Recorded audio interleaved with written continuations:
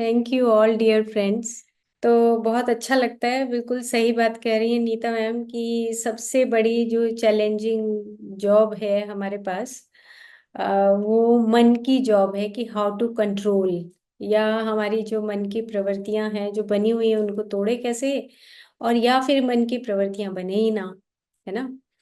तो ठीक है, मतलब जैसे ही मैम बोल रही थी तो मेरे दिमाग में सबसे पहले ये भाव आ रहा था कि जो हमारे लोग हैं, मतलब पिछले हमने एपिसोड्स में लोगों की बात की थी कि भूलोक, भूअरलोक, स्वर्लोक, ये सब लोगों की बात की थी। किसी दिन फिर डिटेल में इसकी चर्चा करेंगे। लेकिन हम भूलोक पे रहने वाले लोग हैं, यानी कि भूलोक का मतलब ये क्रिस्टल क्लियर होना चाहिए कि हम फिजिकल वर्ल्ड में रहते हैं। जैसे ही हम भूअर की बात सोचते हैं, या हम स्वर लोक की बात सोचते हैं, या महर लोक या जनन लोक की बात सोचते हैं, तो वो हमारे एस्ट्रल, या हम ये कहें कि सटल वर्ल्ड्स हैं, बहुत सूक्ष्म जगत है, जहाँ पर हम ही टाइम ट्रेवल करते करते, बियॉन्ड टाइम जाते जाते, हम सूक्ष्म शरीरों की भी यात्रा करते हैं, और जिसमें मन भी एक हिस्सेदार है। तो हम मोटे तौर पे जब इस भूलोक में आते हैं, ऊपर से तो आते हैं, हम ऊपर से आए सत्यम लोक से, जहाँ से कॉन्शियसनेस एक सागर के तौर पे है, वो जो कॉन्शियसनेस है सत्य लोक, और वहां से हम एक बूंद के रूप में नीचे आ जाते हैं।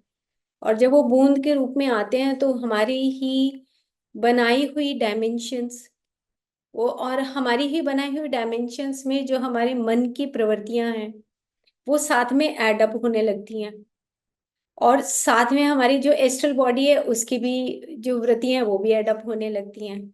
और उसी के अकॉर्डिंग हमारा जो सोल प्लान है, उसी के अकॉर्डिंग हमारा जो वाइटल बॉडी है, यानी कि प्राण शरीर है, उसमें हमारा जो सांसों की गिनती है वो भी एड अप हो जाती है। उसी के साथ हमारे इम्प्रिंट एड अप हो जाते हैं, है ना। तो मतलब ये है कि हमें, अगर हम रोज एक बार इतना ही याद रख लें कि भाई हम तो भूलोक पे रहने वाले प्राणी हैं, और यहाँ पे ये जन्म है और ये मृत्यु है, बीच की सांसें हैं, चले जाना है यहाँ से, बाय बाय कहना है। और जब बाय बाय कहेंगे तो हमारे साथ तो कुछ जाना नहीं, ना ये मटेरियल वर्ल्ड जाएगा, क्योंकि मटेरियल में तो फिर आना है वापस। तो ये जो हम घर बना रहे हैं, मन की वृत्तियां हैं अब जिसकी हम बात कर रहे हैं, है ना, इल्यूजन्स में अटके हुए हैं ना। इल्यूजन्स क्या है कि एक घर, क्योंकि लोभ का टॉपिक है, एक घर बना लिया, फिर हम सोचेंगे दो घर बनाएंगे, एक गाड़ी है तो दो गाड़ियां ले लेंगे, एक सूट है तो दो सूट ले लेंगे, है ना। और ऐसे करते करते हम कितना ढेर सारा सारा मतलब सामान इकट्ठा कर लेते हैं।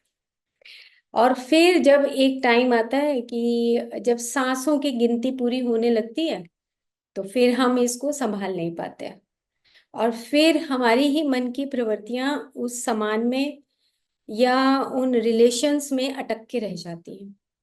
और जैसे वो अटकती हैं वैसे ही वो जो हमारा सॉफ्टवेयर है, जो लोगों में संजोया हुआ है कि ये सॉफ्टवेयर है, और ये जब नीचे उतरेंगे तो उस सॉफ्टवेयर के साथ हम नीचे अ, आ जाएंगे, उतर जाएंगे।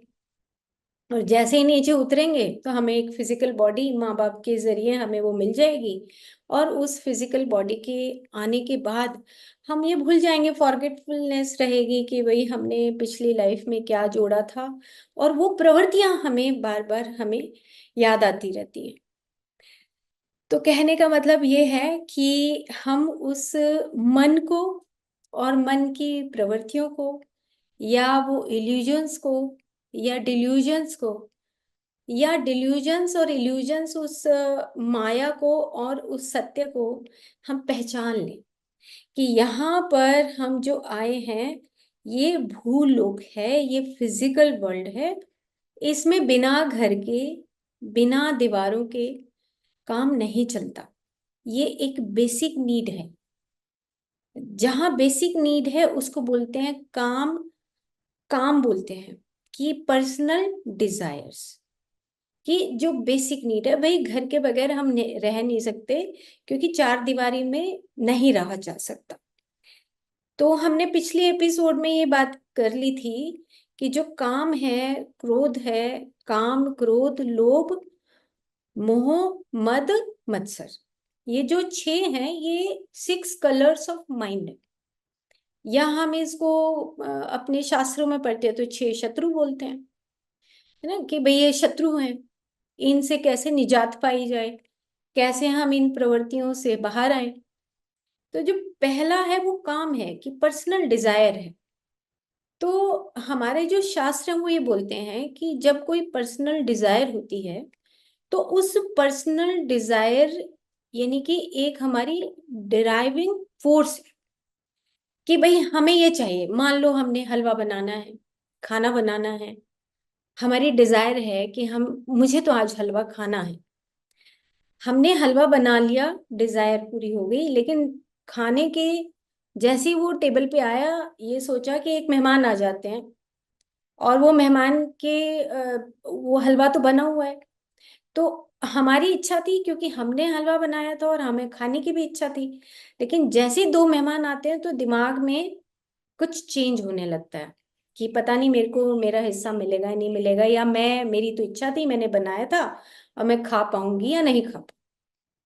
तो वो जो व्रतियां हैं, ये जो व्रति है, इसको स्टोर करने की या अटैचमेंट की उसके साथ, वो हमारी कनेक्टिविटी, हम अपने आप को चेक करें कि अगर दो मेहमान आ गए और वो हलवा नहीं बचता है, तो मेरे बॉडी के अंदर, उस फिजिकल बॉडी के अंदर क्या परिवर्तन हो रहा है।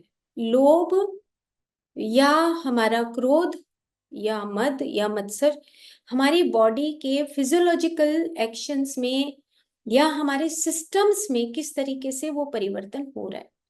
जैसे ही हलवा टेबल पे आया, इच्छा थी कि मैं कटोरी भर के खाऊं या आधी कटोरी खा लूं, लेकिन जैसे ही दो गेस्ट आते हैं, तो अंदर कुछ ना कुछ द्वंद्व चलता है, इल्यूजन्स आते हैं। वो डिल्यूजन्स आते हैं कि मैं थोड़ा सा बचा के ही रख लेती तो अच्छा था, खा लेती।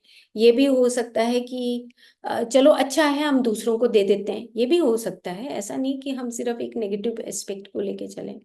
ये भी हो सकता है कि हम थोड़ा थोड़ा डालें। तो हमें ये चेक करना है फिजियोलॉजिकली एंड साइकोलॉजिकली, कि ऐसा करने से मेरे अंदर, मेरे किस सिस्टम के ऊपर इफेक्ट आ रहा है। क्या मेरे डाइजेस्टिव सिस्टम के ऊपर इफेक्ट आ रहा है, या मेरे नर्वस सिस्टम के ऊपर इफेक्ट आ रहा है, या मेरे एंडोक्राइन सिस्टम के ऊपर इफेक्ट आ रहा है, किस सिस्टम के ऊपर इफेक्ट आ रहा है। क्योंकि कोई भी, ये जो 6 रंग हैं, उससे हमारी फिजियोलॉजिकल चेंजेस होती हैं। और जब फिजियोलॉजिकल चेंजेस होती हैं, तो उसके साथ की साथ हमारी साइकोलॉजिकल चेंजेस भी आती हैं। और जब साइकोलॉजिकल चेंजेस आती हैं, तो उसके साथ साथ हमारी कॉजल बॉडी के अंदर भी वो ही चीजें स्टोर हाउस बनाने लगती हैं, जिसको हम हैबिट्स या पर्सनैलिटी। और आप ध्यान से सुनना ये बातें, क्योंकि मैंने हैबिट बोला है पहले, फिर पर्सनैलिटी बोला, और उसके बाद एक लाइफस्टाइल बोल रही हूँ। ये तीनों चीजें क्या है, फिर हमारी लाइफस्टाइल बन जाती है। क्यों? क्योंकि हमारा एक सॉफ्टवेयर, फिर दूसरा सॉफ्टवेयर, फिर तीसरा सॉफ्टवेयर, फिर चौथा सॉफ्टवेयर, वो पक्का होने लगता है। तो जब काम होता है, काम का मतलब हो गया कि हमारी एक डिराइविंग फोर्स जिसके जरिए ये क्रिएशन काम करती है, वो हो गया एक हमारी नेचुरल या नॉर्मल नीड्स, या हमारी बेसिक नीड्स, या हमारी फंडामेंटल नीड्स।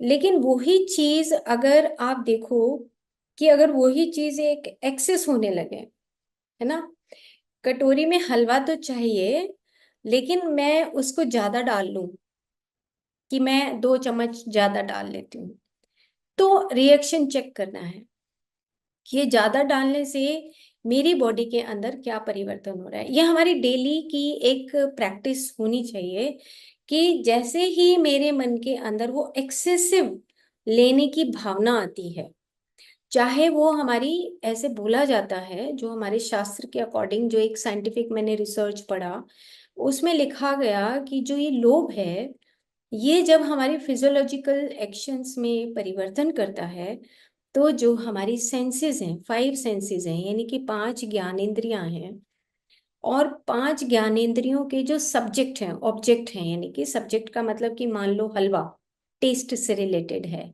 ना। आंखों से कोई हम चीज देखते हैं, हमने मान लो सूट देखा, या हमने कोई ऐसी चीजें देखी जिससे हमें अट्रैक्शन हो रहा है, और हमारी नीड, हमें घर में नीड नहीं है कि हमें, हमारे पास एनएफ ऑफ क्लोथ्स हैं डालने के लिए, लेकिन हमने देखा, हम गए मार्केट में और हमने लालच किया कि अरे चलो एक और ले लेते हैं। तो टेम्परेरी जो हैप्पीनेस है, या टेम्परेरी जो सेटिस्फेक्शन है, या वो टेम्परेरी, चाहे हम उसको लो बोलें, उससे हमारी बॉडी के अंदर क्या परिवर्तन आते हैं। तो जो हमारी सेंसेस हैं, और सेंसेस के साथ जो उसके ऑब्जेक्ट्स हैं, जिसको हम बोलते हैं कि आंखों से हम किसी चीज को देखते हैं, कानों से हम किसी चीज को, जैसे कानों से किसी चीज को सुनते हैं, तो मान लो हम किसी की बुराई कर रहे हैं, तो हमें उसका रस आने लगता है, हम कहते हैं यार और बता थोड़ा सा, है ना। ये एक मतलब कॉमन सा एग्जाम्पल है। या हम बार बार किसी चीज को सुनते हैं, तो एक बार हमने सुना, 2 बार सुना, 3 बार सुना, हम कुछ मूवीज ऐसी देखते हैं, मान लो क्राइम की मूवीज ही देखते हैं, तो हमारा वो लिसनिंग कैपेसिटी है, जो देखने की कैपेसिटी है, वो लोभ में कन्वर्ट होने लगती है। चलो एक एपिसोड और देख लेते हैं, देखते हैं, चलो एक एपिसोड हमने और देख लेना है, चलो सुबह के क्या है, 4 बज जाएंगे, 5 बज जाएंगे, हमें तो एक एपिसोड और देखना है। ये क्या है, ये एक्सेस जो चीजें हैं, ये क्या है, ये हमारी हमारी एबनॉर्मलिटी की तरफ जाती हैं। हम एक नॉर्मल से एक एबनॉर्मल वे ऑफ लिविंग, या एबनॉर्मल वे ऑफ लाइफस्टाइल की तरफ, या एबनॉर्मल पर्सनैलिटी की तरफ हमारी डेवलपमेंट होती है। तो हम सेंसेस और सेंस ऑब्जेक्ट्स एंड ब्रेन, तीनों का कॉम्बिनेशन है। इन तीनों के कॉम्बिनेशन से senses, sense object and brain, इन तीनों के कॉम्बिनेशन से हमारी बॉडी के अंदर वो फिजियोलॉजिकल चेंजेस आते हैं। अगर हमारी, हम सिर्फ लोभ की बात करें, लोभ की जो प्रवृत्ति है, काम क्रोध को हम छोड़ देते हैं, काम क्रोध लोभ, तीसरा जो है लोभ है। जितनी हमारी एक बेसिक रिक्वायरमेंट है, उसकी रिक्वायरमेंट से एक्सेस कोई भी चीज कर लेना, वो लोभ में कन्वर्ट हो जाती है, और वो एक एबनॉर्मल वे लगाइए, या ड्राइविंग फोर्स फास्ट हो जाती है। जैसे कि मान लो कि हम बिजनेस कर रहे हैं, और या हमारी मान लो शॉप है कोई, तो हमने देखा, दूसरे को देखकर हमारे मन में आया कि आज हम, मैं के वैसे प्रैक्टिकली एक एग्जांपल देती हूँ। जैसे मैं मेडिसिन में हूँ, और ऐसे आयुर्वेदा की मेडिसिन फार्मास्यूटिकल कंपनीज में काम किया है मैंने। तो ऐसे एक फार्मास्यूटिकल कंपनी है, और वो 5 अपनी फॉर्मुलेशंस बनाती है। तो हम लोग को समझ रहे हैं, देखो अब आप, तो 5 जब वो फॉर्मुलेशंस बना रही थी, वो कंपनी बेस्ट काम कर रही थी, लेकिन उसने देखा कि मुझे 5 और फॉर्मुलेशन बना लेनी है, और क्यों ना मैं 5 की बजाय 10 फॉर्मुलेशन। अब 5 में उसका काम अच्छा चल रहा था, उसकी क्वालिटी कंट्रोल अच्छा था, उसके पास जो वर्क फोर्स था वो अच्छा था, और वो फोकस कर पा रहा था। ये मैं बिल्कुल प्रैक्टिकल बात अपनी ही उस प्रैक्टिकल बात बता रही हूँ। लेकिन उसके मन में एक लोभ आने लगा कि जैसे दूसरे लोग हैं, ऐसे क्यों ना मैं 5-10 फॉर्मुलेशन और बना लूं। तो मेरे पास वो आया, मैंने कहा कि अभी आपको नहीं करना चाहिए, एटलीस्ट 5 ईयर आपको इसी के ऊपर अपना क्वालिटी कंट्रोल करके आपको एक बहुत अच्छा पेटेंट कर लेना चाहिए चीज़ों को, ताकि आप आगे उसी फील्ड में आगे बढ़ सको। उसने कहा नहीं जी, मुझे तो और फॉर्मुलेशन है। ओके ठीक है, वो हमारी कमेटी का जो भी फैसला था। उसने अपनी 5 से 10 और चीज़ों को लॉन्च कर दिया। अब जैसे जैसे वो लॉन्च करता चला गया, वो अपनी उस क्वालिटी कंट्रोल को, या बेस्ट जो पार्ट वो प्ले कर रहा था, वो बेस्ट पार्ट प्ले नहीं कर पाया। एट लास्ट उसका 2 साल में उसकी जो पहली 5 मेडिसिन जो बन रही थी, उसके ऊपर भी कंट्रोल नहीं रहा, और जो बाद की जो 10 है उसके ऊपर भी कंट्रोल नहीं रहा। तो जब हम एक्सेस करते हैं, तो वो ये कहते हैं कि एनवायरमेंटल जो डिफेक्ट पैदा होता है, एनवायरमेंटल डिफेक्ट का मतलब आप ये समझिए कि जो एनवायरमेंट में जो वाइब्रेशंस होती हैं, वो उस एनवायरनमेंट की एक्सपेंशन में भी गड़बड़ होती है अगर हम लोभ करते हैं। तो एक बेसिक नीड होगी, और एक हम जब एक्सेस में कोई भी चीज करते हैं तो उससे हमारी बॉडी के अंदर फिजियोलॉजिकली परिवर्तन आने शुरू हो जाते हैं। तो लोभ क्या करता है कि जब आपका एक दिन का अगर लोभ है, तो एक दिन के लोभ में आपके अंदर एक न्यूरोट्रांसमीटर जिसको हम डोपामिन बोलते हैं, ये मैं एक रिसर्च पेपर के थ्रू ही आपको बता रही हूँ कि डोपामिन ट्रांसमीटर, न्यूरो ट्रांसमीटर के जरिए डोपामिन रिलीज होता है। एक बार आपके बॉडी में प्लेजर हार्मोन्स बनने शुरू हो जाते हैं। आप कैलकुलेट करते हो कि मान लो कि मैंने एक प्रॉपर्टी बेचनी है, और वो प्रॉपर्टी मैं अंदाजा एग्जाम्पल के तौर पे कि मेरी एक प्रॉपर्टी बिक रही है कुछ लाख में, और उसको हम बैठे बैठे कैलकुलेट करते हैं, अरे अगर हम इसको 2 महीने के बाद करेंगे तो ये इतना होगा, और अगर हम इसको 6 महीने के बाद करेंगे इतना कैलकुलेशन चलेगा। तो वो एक हमें प्लेजर सर्किट या रिवॉर्ड सर्किट्स उसको बोलते हैं, उसमें वो डेवलपमेंट शुरू हो जाती है।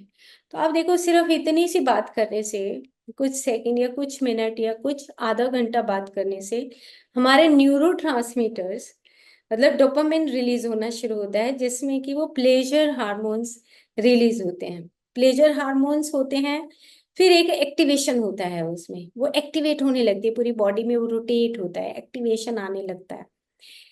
उसी को रिवॉर्ड सर्किट्स बोला गया है। रिवॉर्ड सर्किट्स का मतलब ये है कि आज मैंने बात करी, और वो एक मेमोरी में आगे बेसल गैंग्लियन एक होता है, उसमें वो मेमोरी में फीडिंग हो जाती है, और कल मैं फिर बात करूंगी तो रिवॉर्ड आने लगता है, रिवॉर्ड सर्किट्स डेवलप होने लगते हैं। फिर तीसरे दिन फिर वो बात होगी, चौथे दिन वो फिर बात होगी, पांचवें दिन वो फिर बात होगी, और इस तरीके से 1 साल में हमारी पर्सनैलिटी उस बिजनेस की तरह हो जाती है हर चीज में। प्रॉपर्टी में नहीं, वो तो प्रॉपर्टी तो एक एग्जाम्पल है। आप चाहे कोई भी काम कर रहे हो उसमें आपकी पर्सनैलिटी दिखाई देने लगती है कि ये एक काम है, एक नॉर्मल डिजायर है, या एक डिजायर से कहीं एक्सेसिव स्टेट में हम उस पर्सनैलिटी को कैरी किए हुए हैं।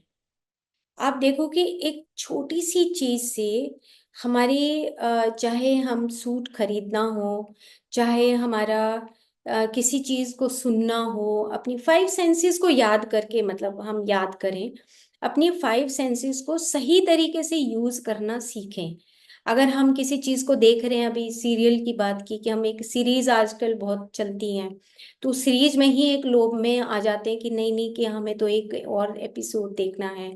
या हम कहीं पर बाहर जाते हैं मार्केट में, तो हम एक की बजाय दो चीजें, देखो कोविड-19 आया था, तो घर में क्या था कि अगर हमने एक सब्जी खरीदनी है तो 5 सब्जियां लाते थे, पता नहीं कल को मार्केट खुली होगी या नहीं खुली होगी, है ना। तो वो एक पैटर्न सेट हो गया कि नहीं नहीं, आप 5 किलो दलिया ले आओ, या 5 किलो आटा ज्यादा खरीद लो, पता नहीं मार्केट खुली हो गया नहीं, अगले दिन मार्केट में जा सकते हैं नहीं जा सकते हैं। क्यों? क्योंकि वो एक फियर को भी दर्शाता है, इनसिक्योरिटी को दर्शाता है। तो रिसर्चेस ये बोलती हैं, जब इनसिक्योरिटी और जब फियर होता है, अब मान लो फियर का मतलब कैसे समझेंगे।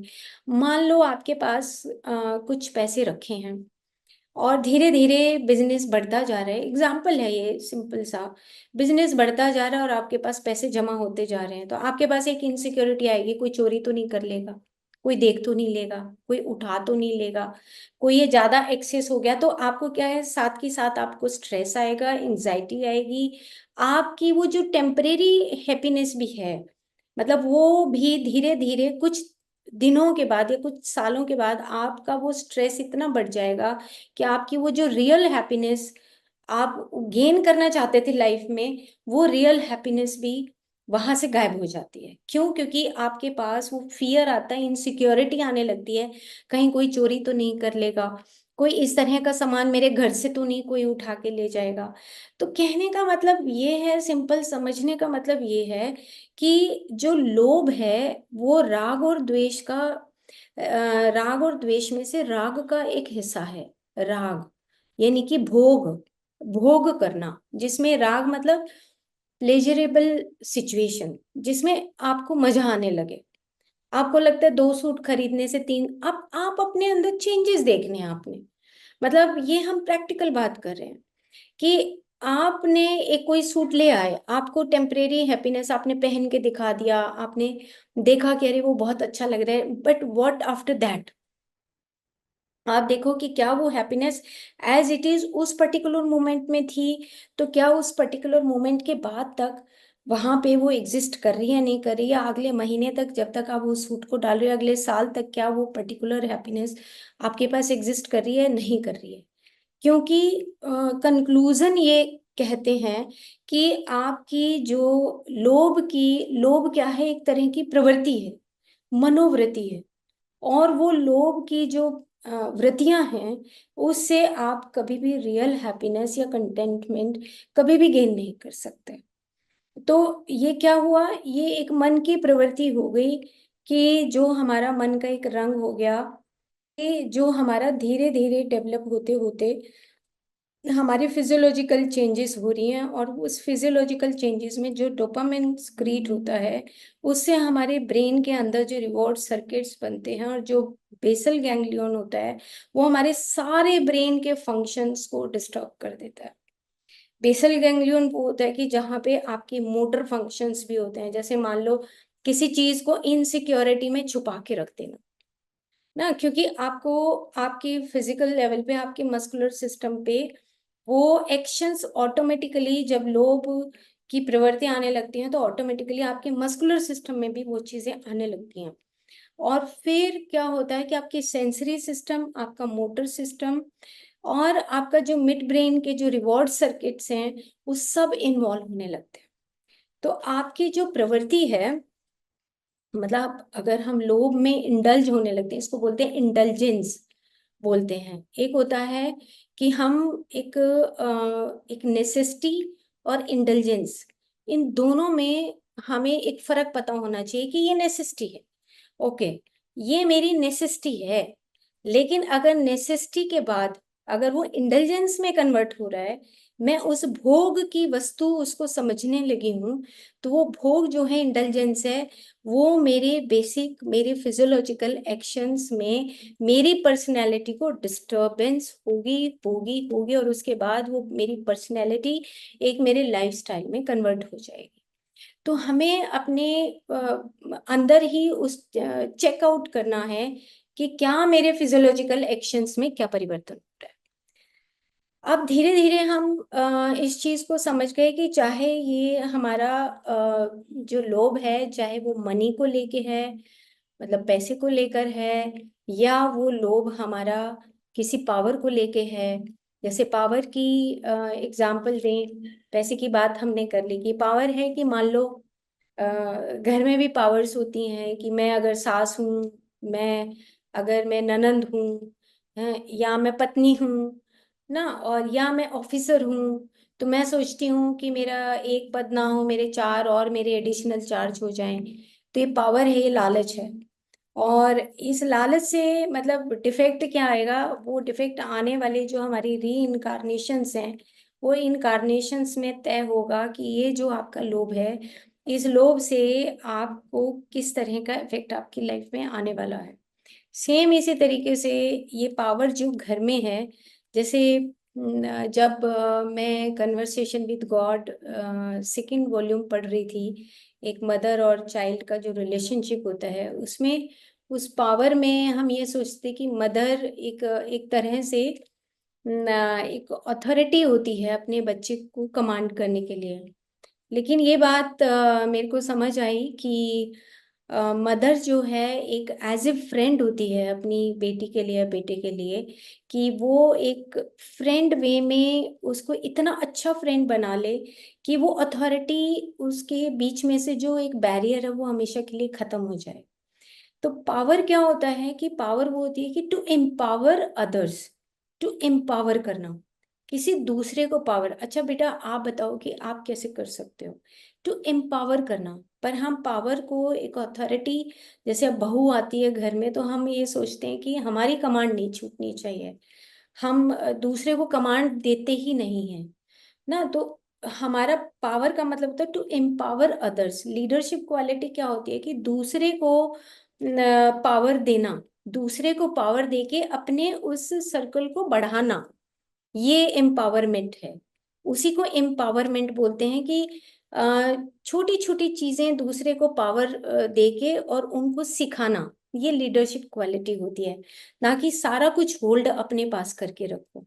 तो इसी तरीके से और भी बहुत सारी चीजें हैं जिसमें हम लोग की चीजों को देखते हैं। जैसे फूड की हैबिट्स होती हैं, क्रेविंग्स होती हैं हमें, वो भी एक लोग के अंदर ही आता है। कि जैसे ओवर ईटिंग की हैबिट होती है ना, कि भाई अगर एज पर रूल, जैसे मैं पीजीडीएनडी कर रही थी, तो ये आता था कि भाई आपको 5 बादाम और 5 काजू या 2 अखरोट से ज्यादा नहीं खाने चाहिए। पर फिर भी हमारे अंदर एक लोभ लालच होता है कि हम 5 की बजाय 6 खा जाते हैं। कंट्रोल नहीं होता, और एज पर नीड उसकी रिक्वायरमेंट नहीं है। तो ओवर जो है, अ, हम जो है प्रोटीन ओवर इकट्ठा करते रहते हैं बिना बातें। फिर यूरिक एसिड टेस्ट कराएंगे, फिर यूरिया टेस्ट कराएंगे, फिर अपना एसिडिक पीएच वैल्यू टेस्ट कराएंगे। अरे भाई, जब खा रहे हैं तो हमें पता है कि हमारा तो यूरिक एसिड बढ़ने ही वाला है, क्योंकि हमने एक बादाम फालतू खाया है। एक कटोरी चम्मच, मतलब एक कटोरी दाल खाने की बजाय हमें पौना कटोरी की बजाय हम पूरी कटोरी खा जाते हैं। सोचते हैं चलो अच्छा है, बॉडी को न्यूट्रिशन देगा। ये नहीं पता कि इसका साइड इफेक्ट है, कि ये लोभ है। ये फूड फूड की तरफ अगर हम जाएं तो ये लोभ है ना। तो लोभ की बहुत सारी दिशाएं हैं अलग अलग। लेकिन मेन बेसिक चीज ये समझने वाली है कि जो हमारे सेंसेस हैं, वो सेंसेस और सेंसरी ऑब्जेक्ट्स और ब्रेन से हमारी बॉडी के अंदर कितना परिवर्तन होता है। अगर हम छोटी सी बात भी अपनी बिजनेस की करते हैं, तो उससे हमारे लोभ दर्शाता है कि अरे, आज हमारी एफडी इतनी थी, कल हमारे 5 साल के बाद ऐसे होगा। आप देखो, हमारी बॉडी में कितनी जल्दी परिवर्तन होता है। और वो परिवर्तन हमारी बॉडी का परिवर्तन नहीं है, वो लोभ की प्रवृत्ति, वो मन मेंटल बॉडी में जमा हो रही है जाके। और हम इतने इवॉल्व हो चुके हैं कि हमारी जो मेंटल बॉडी है उसके अंदर ये चीज हो रही है। अब सेम इसी तरीके से मैं वो जब रिसर्च पेपर पढ़ रही थी, और वो छोटी सी बुकलेट है, और तो मैं वो पढ़ रही थी, उसके अंदर इमोशनल लोब भी उसमें है। उसको आगे हम कंटिन्यू करेंगे। तो उसमें लिखा है कि जो इमोशनल रिलेशनशिप्स होती हैं, उसमें भी हमें लोभ आता है।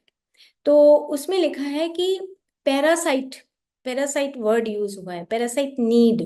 पैरासाइटिक नीड वो होती है कि आपने पैरासाइट देखा ही है, कि एक पेड़ पे चढ़ जाए तो वो उसी को खाता रहता है ना। तो ऐसे ही घर में जो रिलेशनशिप्स होती हैं, वो रिलेशनशिप्स भी ऐसी होती हैं कि हम डिमांड करते हैं, डिमांडिंग होते हैं। अगर हमें कोई हमारी कोई प्रेज करे तो हम दोबारा भी सुनने की लालच करते हैं। ऑटो सिंपल बात है ये, मतलब बहुत ही सिंपल हमारा इंस्टिंक्ट है ये, कि एक बार, अच्छा अच्छा बताओ ना, एक बार बता दिया, क्योंकि हमारी जो मन है उसके अंदर जो डोपामिन हार्मोन है, न्यूरोट्रांसमीटर है, वो क्या करता है, रिवॉर्ड सिस्टम है। मतलब वो बार बार सुनने की इच्छा रखता है। तो जो इमोशनल रिलेशनशिप है, उसमें भी वो चीजें हमारे अंदर डेवलप होती रहती है। भाई, कहाँ मोक्ष प्राप्ति और कहाँ विशुद्ध प्रेम, बहुत दूर की स्थिति है वो। तो ये भी हमें इमोशनल जो हमारे रिलेशनशिप है, उसमें भी उस लोभ को हमें टेस्ट करना है। कि हम उसमें लिखा है कि जब हमारे अंदर ये प्रवृत्तियां आने लगती हैं, तो एक वर्ड में इसमें लिख रही थी, एक पैरासाइटिक नीड। और मैं एक बुक पढ़ी मैंने, सॉर्सरर्स क्रॉसिंग। सॉर्सरर्स क्रॉसिंग में तयशा बिलर की ये बुक है। आप सबको जरूर पढ़नी चाहिए। और इस बुक में जो है ना, वो तयशा बिलर और जो वो क्लारा होती है, वो एक लिखती है कि अगर एक महिला और पुरुष का रिलेशनशिप जब डेवलप होता है, या बॉयफ्रेंड गर्लफ्रेंड का रिलेशनशिप, या लिव इन का, या हस्बैंड वाइफ का रिलेशनशिप, तो वो जो एनर्जीज हैं, वो एनर्जीज जो हैं उस महिला के अंदर पैरासाइटिक कनेक्शंस उत्पन्न करती हैं। कि एक पुरुष और स्त्री 7 ईयर तक उस पैरासिटिक रिलेशनशिप में, पैरासिटिक नीड में रहता है। ये मैं वो तयशा बिलर की जो बुक है, सॉर्सर क्रॉसिंग, उसमें वो क्लारा स्टोरी बताती है तयशा को, कि किस तरीके से तुझे एबिलर बनना है, मतलब कि तुम अपनी एनर्जीज को किस तरीके से एक पुरुष के साथ जब तुम रहती हो तो किस तरीके से तुम्हें बचा के रखनी है। और हम क्या करते हैं, हम इतने इमोशनल होती हैं, हम इतनी इमोशनल होती हैं कि हम, अगर पुरुष ने एक बार प्यार से बोला नहीं, हम अपनी सारी एनर्जी उनको देने के लिए तैयार हो जाते हैं। तो वो जो क्लारा है वो ये कहती है कि नहीं, you you protect your energies. वो क्यों करो? क्योंकि आपकी जो एनर्जी है वो सबसे ज्यादा जो कंज्यूम करते हैं, चाहे घर में हो चाहे बाहर हो, महिलाओं की एनर्जी जो है पुरुष बहुत ज्यादा कंज्यूम करते हैं। खैर, हम इस टॉपिक पे इतना डिटेल नहीं आएंगे, लेकिन मेरा यहाँ पे बात करने का मतलब ये है कि जो इमोशनल जो हमारी नीड्स होती हैं उसमें वो, उन्होंने एक वर्ड लिखा इसमें, हाइपोकॉन्ड्रिया, यानी कि बिना बात ही वरी करते जाना। जैसे मान लो, बिना बात वरी करने का मतलब ये है कि मैनिपुलेशन करना। जैसे मान लो कि खाना बनाया, मतलब छोटा सा एग्जाम्पल है, और प्रेज नहीं हुई, ठीक है, घर में 5-6 फैमिली मेंबर्स रह रहे हैं, प्रेज नहीं हुई, तो वरी करेगी, पता नहीं सब्जी अच्छी बनी थी या नहीं बनी थी, है ना, पता नहीं आज क्यों नहीं बोला किसी ने, है ना। तो उन्होंने यहाँ पे एक वर्ड लिखा है हाइपोकॉन्ड्रिया, यानी कि वरी करना बिना बात। पता नहीं आज अच्छी बनाई या नहीं बनाई, किसी ने कहा नहीं, मतलब बिना बात ही हम उस डुअलिटी में जमे रहते हैं, जब तक कि वो अगला आदमी आगे से कह नहीं देता कि भाई अच्छी थी, ठीक थी, जो भी थी, है ना। तो क्यों, अब हम टेस्ट करें कि हमारा एंडोक्राइन सिस्टम, हमारा नर्वस सिस्टम, हमारा जो मेन हमारा सर्कुलेटरी सिस्टम, ये कितने वीक हैं कि अगर कोई बंदा ना बोले तो हम कितने डिस्टर्ब हो जाते हैं, है ना। तो ये हमें डेली जो है हमें टेस्ट करना है कि हमारी किस चीज, कौन सी ऐसी प्रवृत्ति है जिससे हम डिस्टर्ब होते हैं, जिससे हमारे अंदर वो लोभ की प्रवृत्ति आती है, और उस लोभ की प्रवृत्ति से मेरी उस फिजिकल बॉडी के अंदर, मेरी उस फिजियोलॉजिकल बॉडी के अंदर, और मेरी उस साइकोलॉजिकल बॉडी के अंदर, और मेरी उस कॉजल बॉडी के अंदर अब जमा क्या हो रहा है, क्या परिवर्तन हो रहा है, ये हमें टेस्ट करने की जरूरत है। और जैसे जैसे हम टेस्ट करते हैं उसी को हम बोलते हैं विद्या, यानी कि योग विद्या हो गई। और योग विद्या के बाद हम साधना करते हैं, बार बार उसकी प्रैक्टिस करते हैं, साधते हैं, उसको साधना करनी है। नहीं, अब मुझे ये काम नहीं करना है, नहीं, साधना करनी है। और उसके बाद फिर हम परंपराएं बनती हैं कि देखो, उस घर में एक हमारी माँ थी जो कभी किसी ने गलत नहीं बोला, ऐसे हम परंपरा बनाते हैं कि आपकी दादी देखी थी ना कि वो कभी ऐसा नहीं करती थी, है ना। तो ये जो चीजें हैं, ये लर्निंग है, ये हमें अपने आप को तराशना पड़ेगा। तो वो इन्होंने और एक लिखा है हिस्टीरियोनिक्स, दो वर्ड हाइपोकॉन्ड्रिया और हिस्ट्रियोनिक्स बोला है। और हिस्ट्रियोनिक्स होता है टू गेट अटेंशन, कि अपने आप को हम क्या करते हैं कि जैसे कोई घर में आ गया तो हम मतलब थोड़ा सा उस उसमें आ जाते हैं, हिस्टेरिकल फॉर्म में आ जाते हैं कि नहीं, आज तो मेरे दर्द है, आज मेरी बॉडी एक है, आज ऐसा है। तो मतलब जस्ट टू गेट अटेंशन। तो वो भी एक लोभ की प्रवृत्ति के अंदर ही इस पार्ट को बताया हुआ है। कि गॉड भी लिखा है कि उकसाते हैं हम किसी चीज को, कि हमारी ये जो पर्सनैलिटी है ये फिर धीरे धीरे हमारी एंजाइटी, स्ट्रेस, अनहैप्पीनेस, वरीज, और ये हमारा एक लाइफस्टाइल बन जाता है। तो आज हम इतना ही करेंगे, क्योंकि आज मैंने इतना ही मतलब प्रैक्टिकली फिजियोलॉजिकल और साइकोलॉजिकल पार्ट मैंने तैयार किया था। इसमें हम जो फिजियोलॉजिकल है, मतलब हमें एक रिवार्ड सिस्टम को ये समझना है, अपने ब्रेन को और उस मेंटल बॉडी की को रिलेशनशिप को हमें समझना पड़ेगा। और हर घंटे बाद अपना टेस्ट रखो, 24 घंटे में 24 बार जरूर लिखो कि एक टेस्ट होना चाहिए कि भाई कहाँ हम खिसके, कहाँ हमने उस गलती को किया। और गलतियां जो पाए, 5 हमारी ज्ञानेंद्रियां हैं, उसी से हमारी गलतियां होती हैं। उन्होंने क्रिस्टल क्लियर लिख दिया कि आपके सेंसेस, आपके ऑब्जेक्ट्स, क्योंकि हमने पिछले एपिसोड में भी ये बात की थी, ऑब्जेक्ट्स में डिफेक्ट नहीं होता।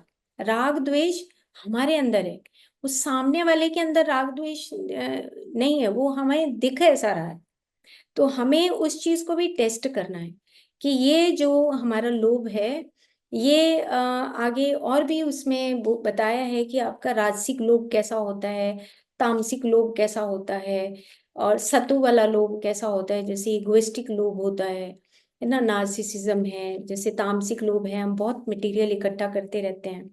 तो जैसे पिछली बार हमने बात की थी, भाई ये याद रखो, ये भूलोक है, ये फिजिकल वर्ल्ड है। फिजिकल तो जरूरी है, भाई कपड़े भी जरूरी हैं, जैसे बॉडी जरूरी है, ऐसे ये दीवारें भी जरूरी है, घर भी जरूरी है, बच्चे भी जरूरी है, सब कुछ है। बट उसके बाद हमें वहां सत्य में जाने के लिए वहां पे कुछ भी जा नहीं सकता। सत्यम के नीचे जो तपे लोक है उसको आगम बोला गया है। आगम का मतलब है कि नो डिस्टरबेंस, आप एंटर ही नहीं कर सकते विदाउट विशुद्ध प्रेम के, आप एंटर नहीं कर सकते। ये काम हमें सीखना पड़ेगा, है ना। तो ये कब आएगा? जब हम पूरे बैलेंस हो जाएंगे, तब जब हमारी प्रवृत्तियां धीरे धीरे धीरे धीरे प्रैक्टिस से खत्म हो जाएंगी, तब ये सब चीजें आएंगी। तो हम आगे बढ़ेंगे इसमें। अभी लोभ का चैप्टर थोड़ा बचा हुआ है, तो हम आगे भी उसको कंटिन्यू करेंगे। हम छोटी सी चर्चा यम और नियम पे भी कर लेते हैं। यम और नियम को हम बेसिकली बस इतना समझें, जो यम होता है वो कुछ ऐसे शब्द हैं जैसे क्षमा, और जैसे मनः प्रसाद, इसमें जो लिखा है, जिस पुस्तक से मैं आपको बता रही हूँ कि मतलब ऑलवेज हैप्पीनेस आपको रखना है। अब यम होता है कि आपका एक ऐसा शब्द जिसके ऊपर आपको नियम बनाना होता है। यम वो है, जैसे हम बोलते हैं कि सत्य, अहिंसा, अपरिग्रह, अस्तेय, है ना, ब्रह्मचर्य, ये है हमारे यम। और नियम क्या होते हैं कि हम हमेशा सत्य बोलेंगे, ये नियम हो गया, है ना। तो यम क्या है कि हमेशा, क्योंकि हम मेंटल बॉडी की बात कर रहे हैं, तो मनः प्रसाद एक हमारा यम है, यानी कि हम हमेशा अपने आप में खुश कैसे रहेंगे। आपको 5 शब्द लिखने हैं। आपको आज ये टेस्ट है, अगली बार जब हम मंडे को बोलेंगे तो आपको अपनी 5 खुशियां लिखनी है कि आप खुश कैसे रहते हो। आपको जैसे मान लो, मैं अपना एग्जांपल देती हूँ कि जब मैं आराम से, सीक्रेट है, जब मैं चाय बना के बैठती हूँ तो मैं बहुत इंजॉय करती हूँ, बहुत खुशी मिलती है। तो ये मैंने अपना सीक्रेट रिवील कर दिया है ना। ऐसे ही और बहुत सारे सीक्रेट है मुझे खुशी कैसे मिलती है। तो आपको भी मनः प्रसाद एक यम है, यानी कि एक ऐसा शब्द जिससे आप अपनी उस मन शरीर में परिवर्तन ला सकते हैं, है ना। ये मन प्रसाद है। जैसे एक और है कि भाव शुद्धि, ये एक दूसरा यम है। भाव शुद्धि का मतलब ये है कि जब भी आप अपने आप कोई भी एक्टिविटी करते हो, कोई भी कार्य करते हो, तो क्या आपका भाव शुद्ध है या नहीं, ये आपको टेस्ट करना है। और आपको ये भी टेस्ट करना है कि भाव शुद्ध कब नहीं होता। मान लो अम, अभी कल हमारे पास बहुत सारे गेस्ट थे और हमने राजमा चावल बनाए थे। अब 4-5 गेस्ट और आ गए, तो अब अंदर से भाव शुद्धि की बात हो रही है। तो अब सब्जी जो है मुझे पता था कि खत्म हो जाएगी। तो अब अब करने को तो हम कुछ और भी बाहर से मंगवा सकते थे, लेकिन मैंने कहा नहीं, कि हम फटाफट, है ना, और दूसरी दाल हम उबलने के लिए रख देते हैं, लेट अस सी कि काम चलेगा नहीं चलेगा। और इसी भाव को हम कन्वर्ट भी कर सकते थे कि बाहर से मंगवा लो, अर्जेंटली है, या हम परांठे बना सकते थे। मतलब वो हमें अपने आप को टेस्ट करना है कि आपकी भाव शुद्धि कैसी, भाव को शुद्ध करना, है ना। मंदिर में गए, एक हम जोत लगा रहे हैं और हम बस एक, मतलब जबरदस्ती लगा रहे हैं, भाव शुद्ध नहीं है। मतलब हमने कहा कि ये एक मतलब हमारी प्रैक्टिस है, भाई हमने सुबह शाम लगाना है, मजबूरी लगा लो इसको, मजबूरी शब्द मतलब हम कह सकते हैं। लेकिन भाव कैसा है, है ना। तो ये दो यम हैं जिसमें हमें प्रैक्टिस करनी है। मन प्रसाद का मतलब, प्रसाद का मतलब हैप्पीनेस, ऑलवेज हैप्पीनेस, किसी भी तरीके से। जोई जोई प्यारो करे सोई मोई भावे, जो भी सिचुएशन है उसमें आप खुश। ये प्रैक्टिस आपको, 4 गेस्ट आए, 10 गेस्ट आए, 50 गेस्ट आए, जो भी हो, जो भी यूनिवर्सल वो चक्र चल रहा है उसमें अगर आप फिट हो रहे हो तो वो मन प्रसाद होता है ना। तो आपको उसमें फिटिंग करनी है। कोई अगर आपको अपने कानों से किसी की बुराई करता भी सुन रहा है तो आप उससे थोड़ी दूर हो जाओ, बट आप उससे विचलित नहीं हो रहे। आप विचलित नहीं हो, आप उसको रिस्पॉन्ड भी नहीं कर रहे हो, रिएक्ट भी नहीं कर रहे हो। आप अपने अंदर वो स्थित प्रज्ञ की स्थिति है, ठहराव है आपके अंदर। कोशिश भी नहीं कर रहे हो किसी दूसरे को कहने की कि क्या फर्क पड़ रहा है, कोशिश भी नहीं कर रहे हो कि यार उसने ऐसा कहा। ये स्थित प्रज्ञ की स्थिति है, यानी कि तपहलोक तक पहुंचने के लिए अनडिस्टर्ब्ड स्थिति, अनडिस्टर्ब्ड आगम, तब हम उस सत्यलोक में एंटर करते हैं। अदरवाइज नीचे की लोकों में हम रह जाते हैं, है ना। तो ऐसे ही यम जो मन प्रसाद है और भाव शुद्धि है, ये बहुत इंपॉर्टेंट कंपोनेंट है हमारे भाव शरीर के ऊपर। तो पूरी भगवत गीता लिखी हुई है ना, जो भाव शरीर है कि भाव कैसा है हमारा। वो कहते तो हैं कि भाई तुम जिस भी रूप में मेरे को याद करते हो, मैं उसी रूप में तुम्हारे सामने प्रकट हो जाती। योगक्षेम बोला गया है कि तुम जो है कोई भी कार्य कर रहे हो, तुम मेरे को सिमरन करते करो, तो ये योगक्षेम, यानी कि आ, फिर मैं तुम्हारी चिंता मैं करूंगा, भगवान कृष्ण बोलते हैं। क्योंकि तुम मेरी याद में सारे काम कर रहे हो, तो मेरा काम है तुम्हारी रक्षा करना। योग क्षेमों का मतलब हमारे जितने भी अर्थ हैं, ये सब इनकी रक्षा करना मेरा धर्म है। तो वो ऐसे बोलते हैं। तो कहने का मतलब ये हुआ कि हमारी, फिर एक तीसरा यम आता है, क्षमा, फॉरगिवनेस। ये भी हमारे बहुत ताकत लगती है इसको गले से नीचे उतारने के लिए। अगर हम किसी को थैंक्स कहेंगे, उसमें भी बहुत जोर लगता है, फॉरगिवनेस करने में भी बहुत जोर लगता है। तो ये भी चीज हमें सीखनी है कि हम कितना जल्दी से जल्दी उस जिस पल में हमें महसूस हुआ, उसी से अगला पल हमने उसको क्षमा कर दिया और फिर उसको याद नहीं किया कभी भी। हम बार बार रिपीटिशन करते हैं, देखो उसने तो ऐसा किया था तो अब ऐसा हो गया, देखो ऐसा उसने ऐसा किया था तो ऐसा हो गया। नहीं, क्षमा का मतलब है कि आप उस जनलोक से और तपलोक की तरफ बढ़ रहे हैं। और ये जर्नी हमारी साथ साथ चलती है सभी लोगों में। इसी को हम बोलते हैं टाइम ट्रेवल। और बियॉन्ड टाइम जो हमारी एनर्जीज हैं जो जमा होती हैं, वो सब हमारी साथ के साथ चलती हैं। ठीक है, तो और आगे हम और 2-3 यम की बात और नियम की बात, क्योंकि बहुत विस्तार से बोलना पड़ेगा, तो हम उसकी बात अगले एपिसोड में करेंगे। बट आपसे रिक्वेस्ट ये है कि आप 5-5 चीजें आपके मन को जो खुशी देती हो, नेचुरल खुशी, आप अपने आप में अकेले बैठ के खुश रहते हो, मुस्कुराते हो, ऐसी 5 चीजें हम सबको लिखनी है। तो नेक्स्ट एपिसोड में हम इसकी चर्चा करेंगे। ओके। Okay, thank you.